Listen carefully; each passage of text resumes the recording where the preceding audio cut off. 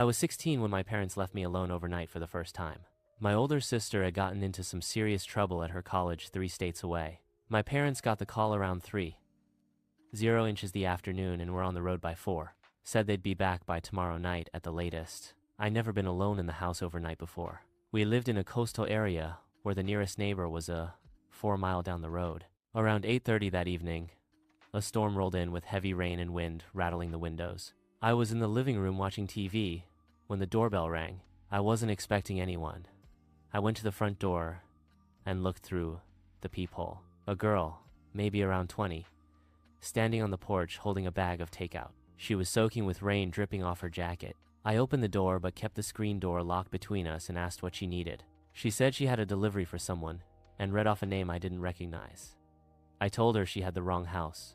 She looked confused, checked her phone, and insisted this was the address she'd been given. I said sorry and told her to call them and figure it out. She nodded but didn't leave. She said the weather was awful and asked if she could wait inside until it cleared up a bit. I told her there was a motel about a mile down the road where she could wait. Her face changed entirely. The puppy face disappeared and anger took over. She asked why I couldn't just let her in for a few minutes, that it was pouring and she was freezing. I told her my parents weren't home and I wasn't allowed to let strangers inside. She went quiet for a second, then simply turned and walked back to her car in the rain. I watched her get in a small sedan and drive away, then closed the door and locked it. Something about the whole thing felt off. I realized I'd made a mistake telling her I was all by myself. I went back to the living room, but couldn't focus on the TV. I was hyper-aware of the smallest movement around me. Less than an hour later, a faint thud started echoing from the back of the house. I got up, went to the kitchen, and looked out the window. A man was standing in the backyard, donning a black raincoat. He was tall, maybe in his 30s, and was trying to peek into the house. My heart started pounding. I dogged out of his direct line of sight and watched him move around. He walked past the back door, stopped, and knocked. I didn't move or answer. He knocked again and called out, asking if anyone was home, that he was looking for his daughter. He said she'd come to this address for a delivery and hadn't come home yet. I stayed silent. He tried the door handle, but it was locked. He moved on, walking around the side of the house. The motion sensor lights started turning on one by one, tracking his path as he circled the property. I realized what was happening. I immediately went back to the living room, grabbed my phone, and dialed 911. I told the dispatcher everything. She told me to stay on the line and that officers were on their way. While I was on the phone, I heard more noises at the back door again. I looked through the kitchen doorway. The girl was back and was trying the handle. Suddenly, she picked a stone and hurled it at the window. The small window next to the back door exploded inward, and I saw the man's hand reach through. Feeling for the lock, I ran upstairs into the bathroom and locked the door behind me. I pressed my back against it and kept the phone in my ear. The dispatcher was asking if I was okay. I whispered that they'd broken down a window and were trying to get inside. I could hear them move downstairs. They were checking the drawers and cabinets. The man's voice told the girl to check upstairs. My heart nearly stopped breathing. She was walking up the stairs and stopped right outside the bathroom door. The handle turned, but didn't open. The dispatcher told me to lay low and that officers were 2 minutes away. She kicked the door hard.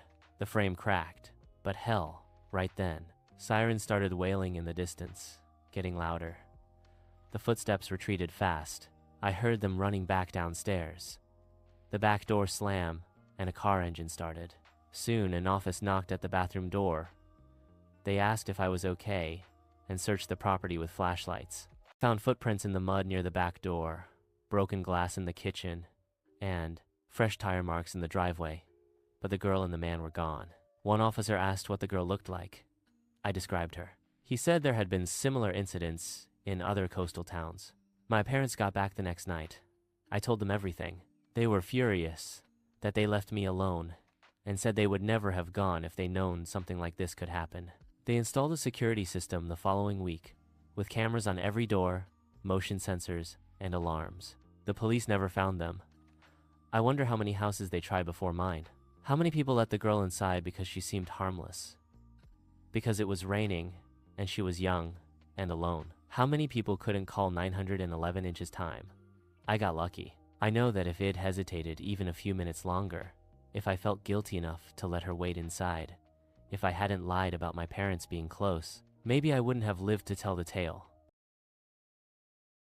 I was 14 when my dad got transferred for work at a plant 2 hours from where we lived my whole life. We packed up everything in July and moved into a small cottage about 10 minutes from the beach. The house was old, but nice, with wood floors and big windows facing the water. We'd only been there 3 weeks when it happened. My parents had to drive out of state to visit my grandmother in the hospital. They didn't want to leave me alone, but I insisted I'd be fine. I was 13, not a little kid. Plus, we had Bruno, our German Shepherd mix. He was protective and alert. I felt safe with him around. They left around 4:00 the afternoon and left me money for pizza and a list of emergency numbers on the fridge. I spent the first couple hours watching TV in the living room. Bruno was on the couch next to me, half asleep. Around 7:30, Bruno's head lifted and his ears went up. He started that low growl he did, and something was wrong. I muted the TV and listened. At first, I didn't hear anything, but then I caught a soft sound from the kitchen, like a drawer being opened and closed. My stomach tightened. I got up slowly and walked toward the kitchen doorway. Bruno followed, still growling. The back porch light was on, but I was sure I turned it off hours back. I stood there trying to convince myself I was wrong, that maybe I had turned it on and forgotten, but I knew I hadn't. Bruno's growl got louder. He was staring at the kitchen with his body tense. I took a step forward and looked around the corner. The back door was closed, and everything looked normal, but something felt off. One of the kitchen drawers wasn't closed all the way, just slightly open, like someone had looked inside and pushed it shut, but missed. I backed away from the kitchen slowly and grabbed Bruno's collar, pulling him with me toward the basement door. I got us both down the stairs as quietly as possible into the small junk closet and locked the door behind us. I pulled out my phone and tried calling my parents. They didn't answer. They were probably in the hospital where phones had to be on silent mode. I texted them what was happening with shaking hands, then called 911. I whispered to the dispatcher that someone might be in my house, that I was hiding in the basement closet with my dog, and that my parents were out of town. She told me to stay where I was and that officers were on their way. She asked if I could hear anyone moving around. I listened. At first, there was silence, but then I heard footsteps above us in the study. I thought it moved toward the front of the house. The dispatcher stayed on the line and kept asking if I was okay. I could barely answer. The footsteps came back and stopped at the top of the basement stairs. The door opened slowly. I held my breath. Bruno went completely still beside me. The footsteps came down the stairs and stopped at the bottom. I could hear them breathing. They were standing right outside the closet door. A man's voice came through the door. He said he knew I was in there and that he could hear my dog. My heart was pounding so hard I thought he'd hear it. He tried the door handle, but it didn't open. He said I should just open the door and give him whatever valuables were in the house. Said he was hungry and didn't want any trouble, just needed some cash and electronics. The dispatcher was still on the line listening. She told me not to engage, so I stayed silent. The man tried to handle again, harder this time. I screamed and told him I was on the phone with 911 and that the police were already on their way. He went silent. Then I heard him run up the stairs and through the house. The dispatcher asked if he was gone. I said I thought so, but wasn't sure. She told me to stay in the closet until the officers arrived. I sat there for what felt like forever, but was probably only 8 or 9 minutes. Finally, I heard sirens and voices upstairs, calling out that it was the police. I came out of the closet with Bruno right beside me.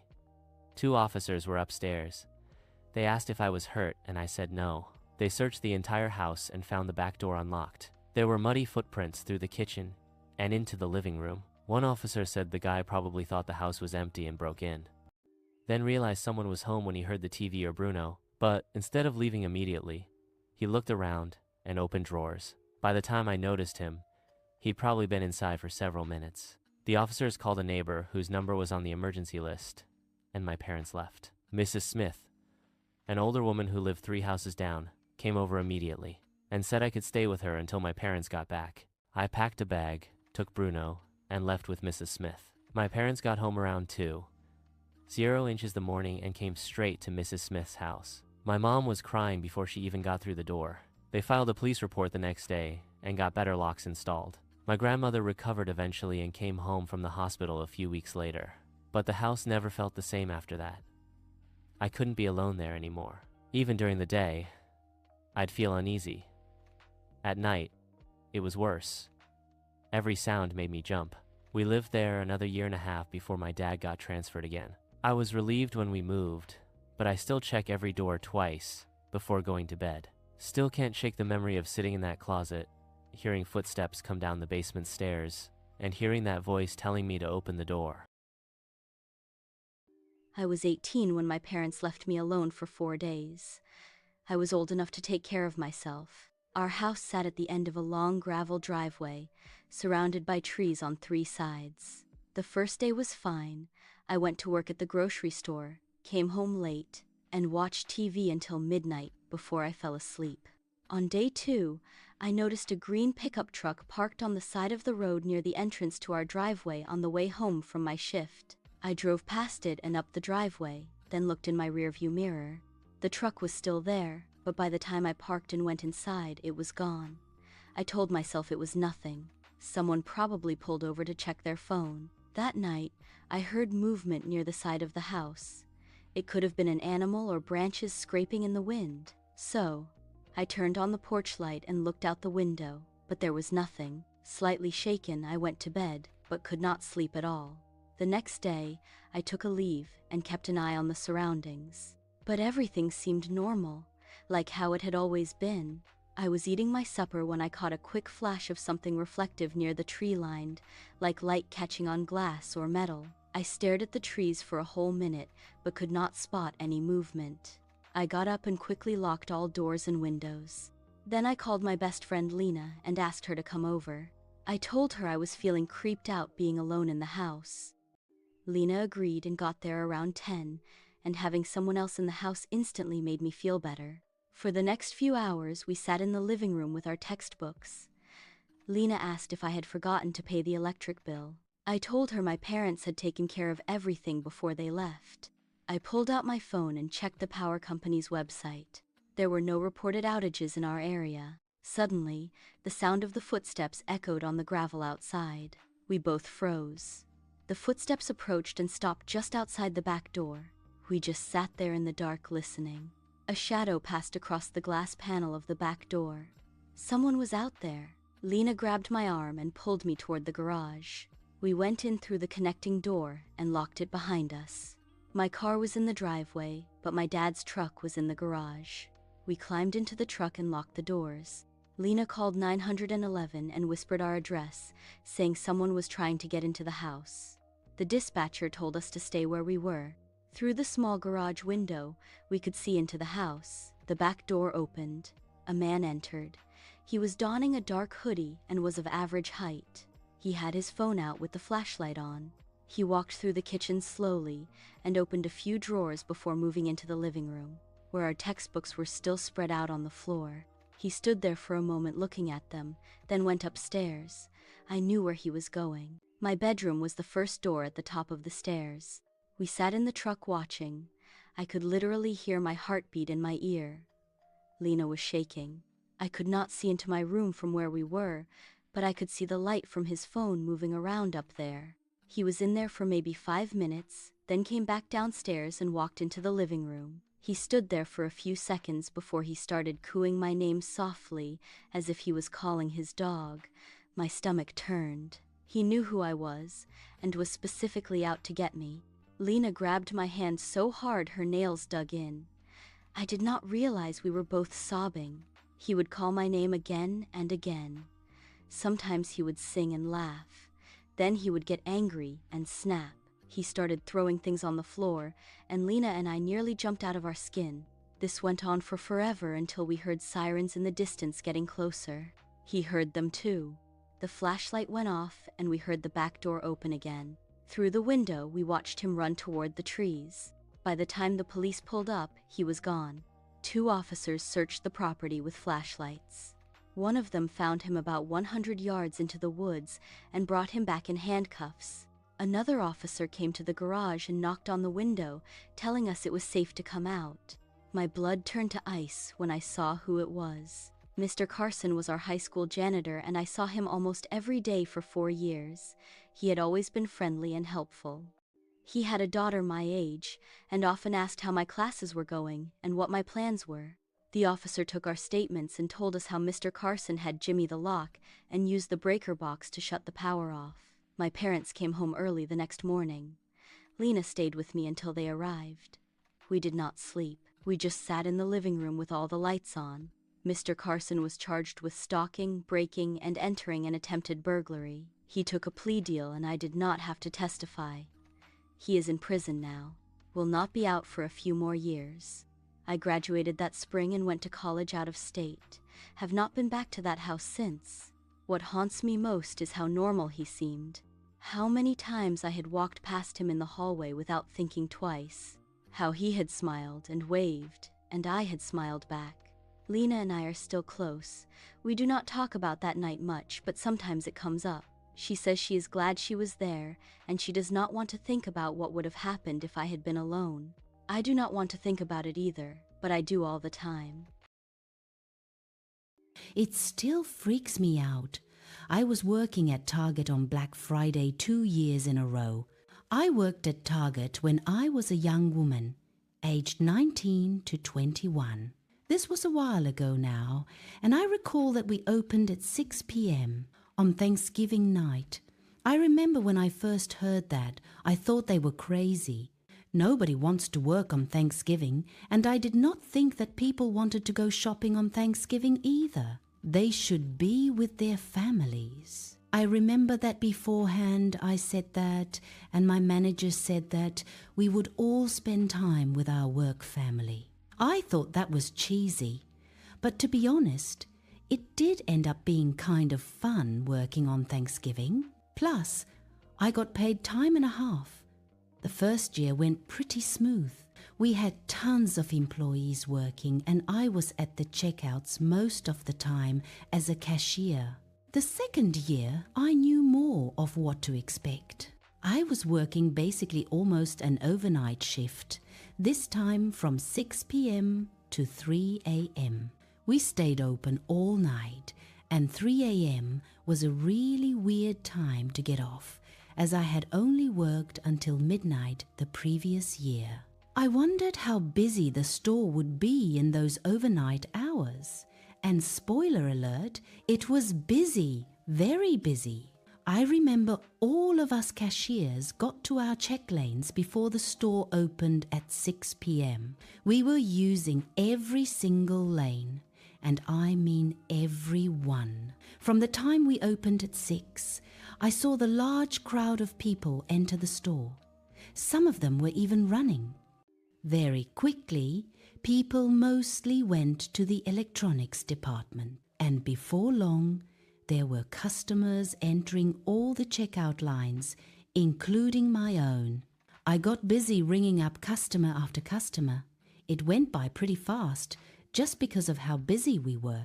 I remember that at one point, a sort of distinct-looking man came to my checkout. I do not remember what he got, but he had glasses, short, dark hair, and was wearing a blue jacket. Things went normal, and I only remembered him because he checked out in my line again, like an hour later. I was like, wait, didn't this guy check out in my line before? I did not say anything though, and soon he was gone again. As I kept working, soon it got later and later.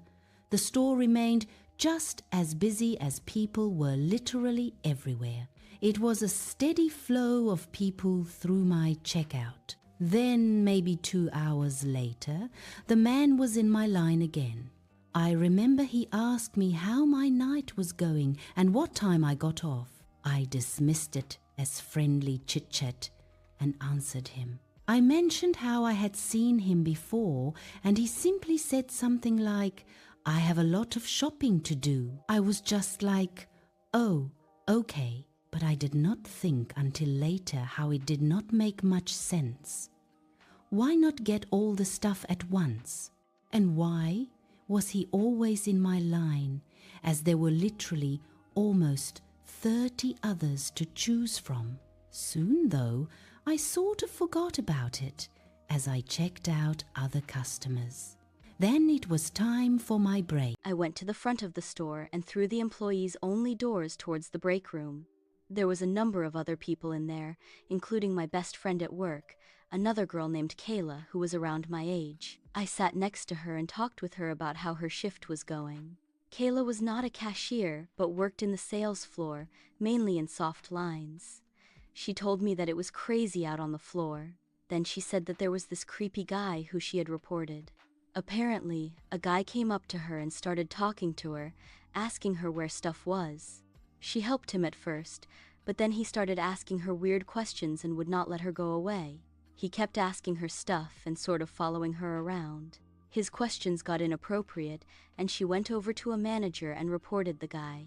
She said that when she went to report him, he ran away and was not sure if he had left the store or if he was still in there. It was hard to know because the store was literally packed, and Targets are also pretty large. I felt bad for Kayla to deal with such a creep.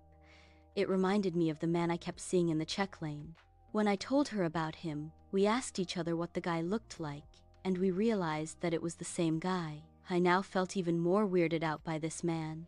I hoped that I would not see him again, and that he would not go through my line anymore. Soon after, I went back out as well as Kayla. I only had a few hours left, as did she. So I continued with checking out customers. About another hour later, I saw the man once more. He was in my line, but it was not his turn yet. I was at a different check lane now, but here he was in my line once again. As soon as I saw him, our eyes locked for a moment. He must have sensed the different look on my face now that I knew he was a creep. I thought that the managers might be looking for him after he harassed Kayla, so I took out my walkie and I radioed in. Can I get a GSTL to check lane 20? As soon as I said that, I saw the guy leave his place in line and start quickly walking away. By the time the manager got to me, the guy was long gone. I reported what happened, and the manager was trying to find the guy, but obviously had 100 other things to do as well. It was a crazy night with all the shoppers. There was shoplifting to worry about and just general tasks. And any other night, this guy would have been kicked out of the store already. My manager said that he would look for the guy and walked off in the direction that he went. I hoped that he would find him, but I did not get my hopes up too much. I was just glad that he was out of my line, and I continued with my work. For the last few hours of my shift, I did not see the guy. The store stayed very busy into the wee hours of the morning. At 3 a.m., the store was still packed, which was a crazy sight. I was finally done though, and I went up, clocked out, and then left. I started walking to my car at the back end of the parking lot. As I was about halfway there, I noticed a car come up behind me driving the same way that I was walking. I moved over to let it pass. When I did, the car did not go past me as I had expected. So, I turned around and looked at it. When I did, my jaw about dropped as I saw the same creepy man behind the wheel. It was this old, beat-up car, and the guy was staring at me through those big glasses. I walked faster and hurried to get to my car. When I got there, I went inside and locked the doors and felt a little safer, but the man in his car drove up and parked in a spot like 2 spaces away from me. I realized then that he was probably waiting for me to leave. Then what would happen? Would he follow me? I figured that he probably would, so I decided not to leave just yet. We both sat in our cars for like 5 minutes. I was on my phone texting Kayla as well as the Target group chat. I told them about the creepy guy, but Kayla did not respond right away because she was still working. Not knowing what else to do, I decided to go back in the store. I got out of my car and then quickly walked towards the entrance. The man did not get out of his car or follow me. He stayed there. I went inside Target, just walked around for a while and talked to a few coworkers. Then I came across my coworker, David, who was a car attendant. He was helping a customer with the TV, and when he heard about the guy, He said that he would come out and see what his problem was. David was a big guy, and as a car attendant, he worked out in the parking lot all the time. So, after he finished helping a customer, he left the store with me. We both walked out to my car, and the man was still there waiting for me to leave. David made a beeline going straight for him. He walked right up to the guy's driver's window and knocked on it. I saw the man in the car look super uncomfortable. David was basically pounding on the guy's window, demanding he roll it down. I remember David was calling him a scumbag and stuff. He was like, "Hey scumbag, roll down your window. I got to talk to you." When the insults started, the man went into action. The guy quickly put his car into drive and just sped away quickly, leaving the target. I was glad that he was gone. David was like, I don't know why he didn't want to talk to me. I thanked him for his help, and then I left and went home. I never saw that guy again, but it still creeps me out knowing that he might have followed me home. Earlier in the night, I had told him what time I was getting off that night and things like that. I had not known that the man was acting creepy towards Kayla and maybe even others. Overall, that was the craziest Black Friday that I worked at Target.